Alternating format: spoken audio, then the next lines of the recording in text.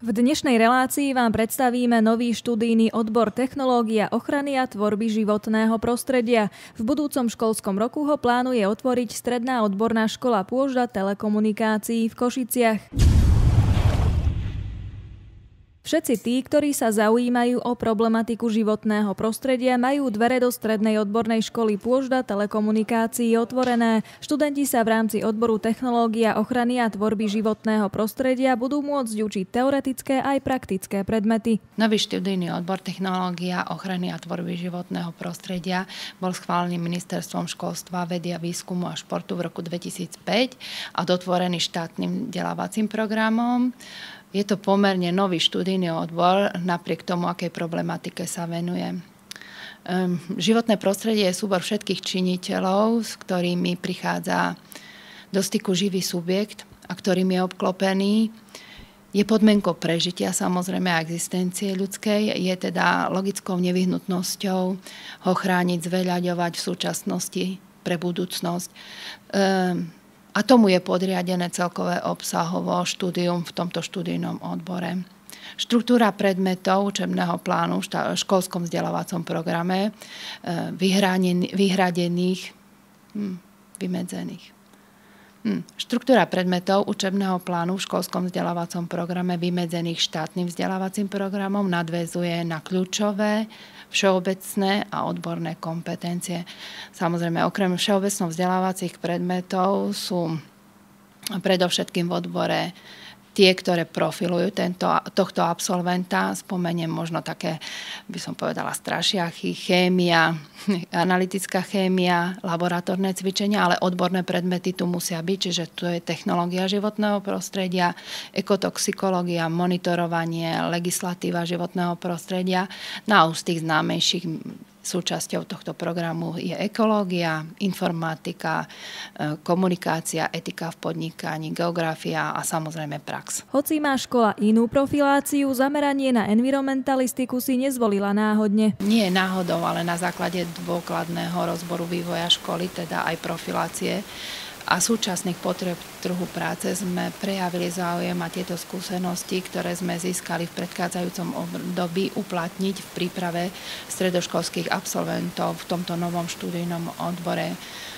Škola komplexne integrovala globálne témy do výučby, prepája netradičné s vedeckými poznatkami.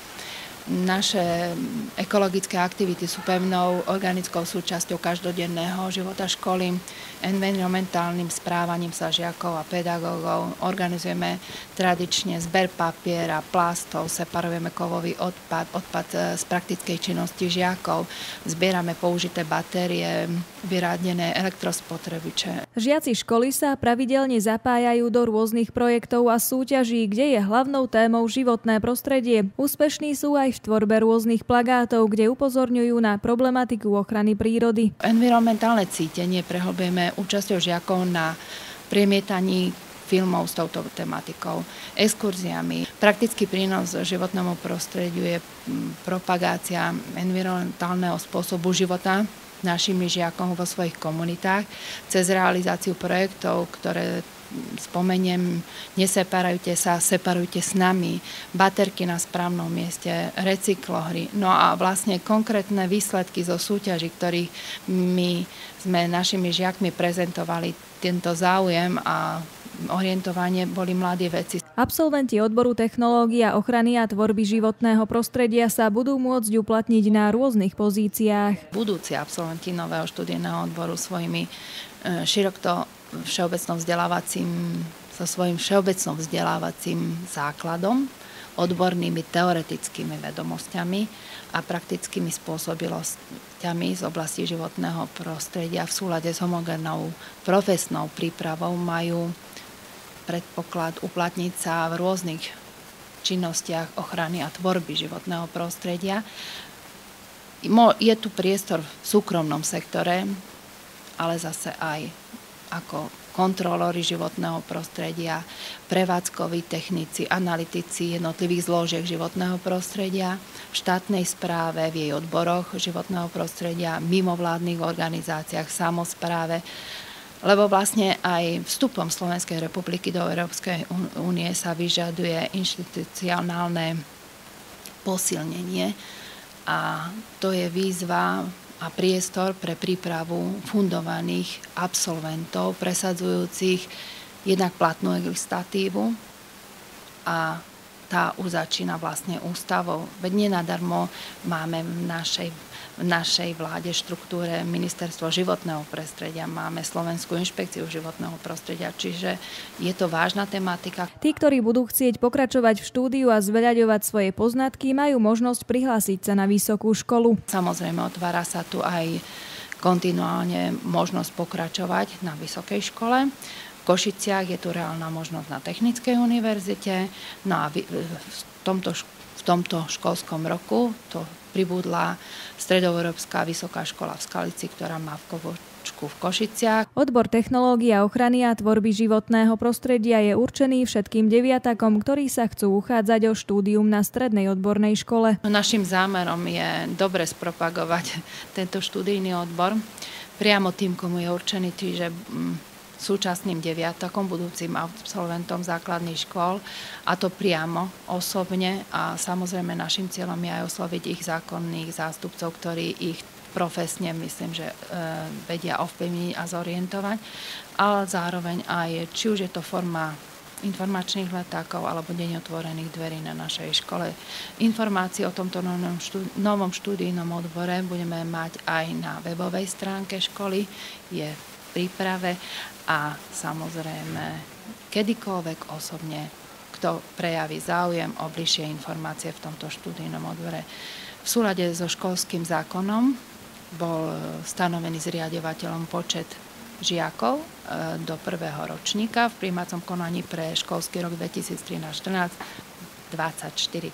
Takže to sú z našej strany budúci potenciálni žiaci, ktorými by sme chceli tento odbor otvoriť. Prijímacie konanie je stanovené kritériami, ešte ktoré nie sú schválené, ale tak ako po minulé roky, keďže je tu boj o študenta a našim zámerom nie je stresovať niekoho, ale predovšetkým o reálne zhodnotenie výchovno-vzdelávacích výsledkov, ktoré dosiahol na základnej škole, tak v tomto prípade to budú prijímacie kritériá stanovené. Takže žiak sa bude uchádzať na základe výchovno-vzdelávacích výsledkov na základnej škole. Samozrejme, do úvahy môžeme zobrať aj monitor. Študentov budú v odbore vzdelávať fundovaní odborníci. Pre vzdelávanie v tomto študijnom odbore sú pripravení pedagogickí zamestnanci, fundovaní, čo potvrdzujú ich dlhoročné výsledky prezentované prácami žiakov školy. Samozrejme, musí tu byť gestor tohto odboru.